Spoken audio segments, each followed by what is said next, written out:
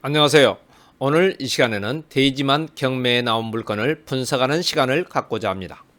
구체적으로 이 물건을 말씀드리면 두 개의 토지에 하나의 건물이 있을 경우 하나의 토지만 경매에 나온 경우에 대하여 분석을 해보겠습니다. 이런 분석은 필자가 집필한 만화로 배우는 법정지상권과 관련이 있는 물건입니다. 자, 필자는 작년부터 맹지책자를 시작으로 법정지상권, 공유지분 경매, 부동산 등기, 유치권까지 오랜 기간 집필을 위해서 달려왔습니다.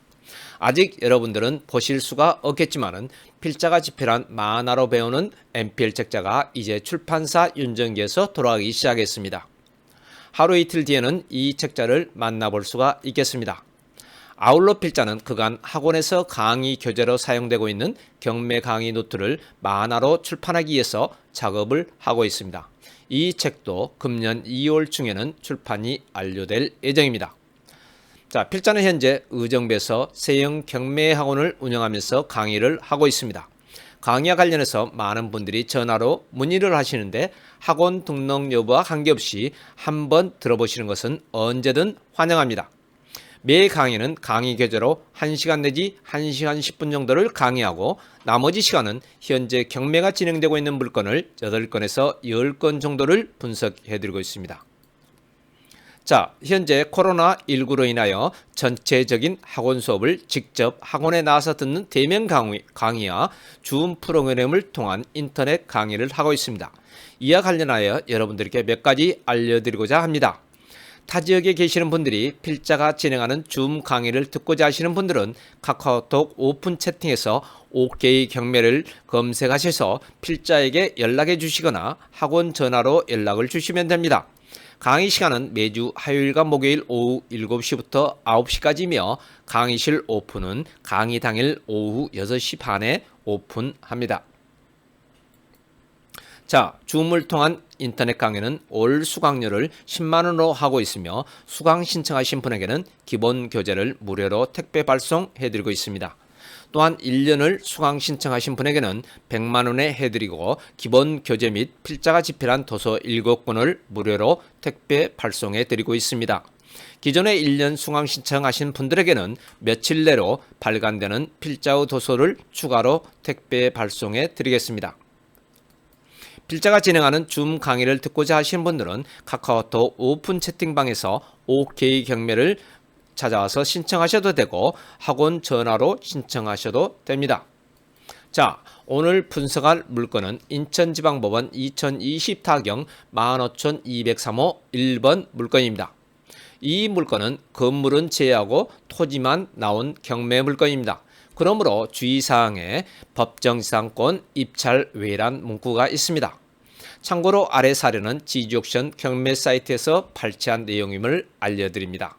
자, 세부 내역을 보니까 말소 기준 걸린 2018년 4월 17일 대산농협의 근저당권보다 선순위인 임차인들이 있음을 볼 수가 있습니다.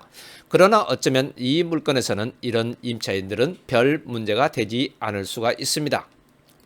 자, 이 물건은 서울 지하철 1호선 부평역과 인천 지하철 1호선 부평역 인근에 위치하고 있습니다. 이 물건은 341-167번지의 토지만 경매에 나왔습니다. 그러나 건물은 341-169와 341-167의 두 개 필지에 건축이 되어 있습니다. 자, 보시는 바와 같이 본 경매 물건은 빨간 원 부분의 아래에 위치한 토지만 경매에 나와 있습니다. 그러나 건물은 옆 필지와 두 개 필지에 위치해 있습니다. 이를 알기 쉽게 그림으로 보겠습니다. 자, 토지는 두 개의 필지인데 각각 소유자가 다릅니다. 또한 건물은 토지 소유자 중 1인이 전체를 소유하고 있습니다. 이럴 경우 어느 토지만을 경락받은 사람은 어떻게 대응해야 하는지를 알아보겠습니다. 먼저 이 두 필지의 지상에 있는 건물의 건축물 관리 대장을 열람해 보았습니다. 열람 결과 최초로 김국철님이 건축하여 계속 소유하고 있음을 알 수가 있으며 이는 필자가 이 건물에 대한 등기 열람을 해서 확인을 하였습니다. 그럼 이제 토지와 건물의 소유권을 필자가 분석하는 방법으로 동일선상에 놓고 판단을 해보겠습니다. 자, 보시는 바와 같이 토지와 건물의 소유권이 이렇습니다. 건물 전체와 토지 일부의 소유권자인 김국철님은 다른 사람인 편무윤님의 동의를 받아 건축을 했을 겁니다. 그런데 편무윤님의 토지가 2012년 3월 6일 이전이 되어 그 토지가 경매에 나온 것입니다. 이럴 경우 과연 김국철님은 건물 소유를 위하여 법정 지상권을 가지는지가 궁금합니다. 자, 이를 확인하기 위하여 필자가 쓴 만화로 배우는 법정 지상권 중에서 두 개의 판례를 보도록 하겠습니다. 먼저 100페이지에 나와 있는 판례입니다. 공유토지에 건물을 소유하고 있는 토지 공유자 중 1인이 그 토지 지분만을 전매한 경우 간섭상의 법정 지상권을 다투는 판례입니다.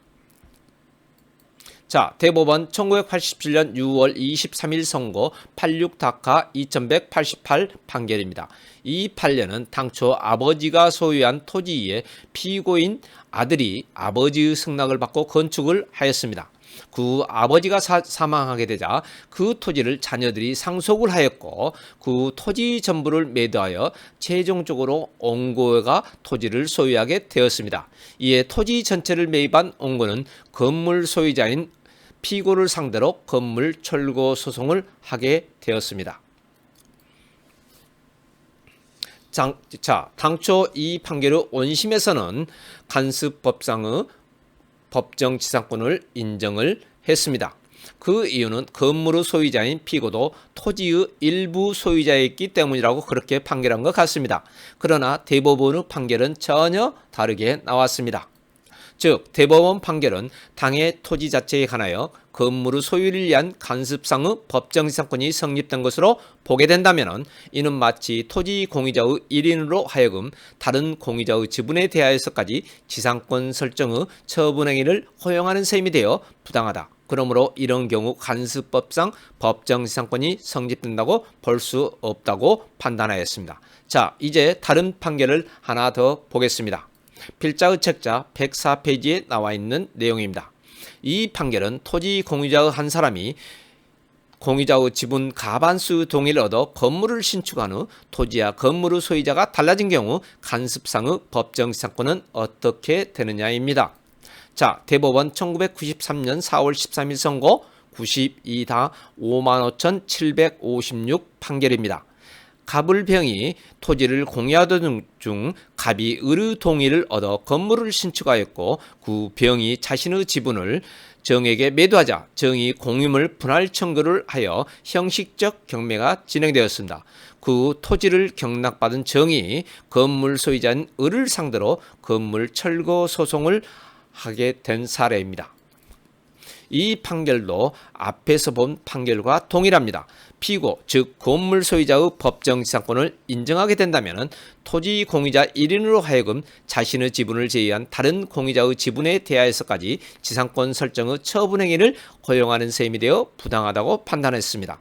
그러므로 이런 판례를 참고하여 보면 이 경매 물건의 운명을 생각해 볼 수가 있습니다. 본 경매 물건을 낙찰받은 사람은 건물 철거 및 지로 청구 소송을 동시에 하는 것이 좋을 듯 합니다. 이에 관한 구체적인 내용은 변호사의 몫이므로 필자가 이에 대하여 논하지는 않겠습니다.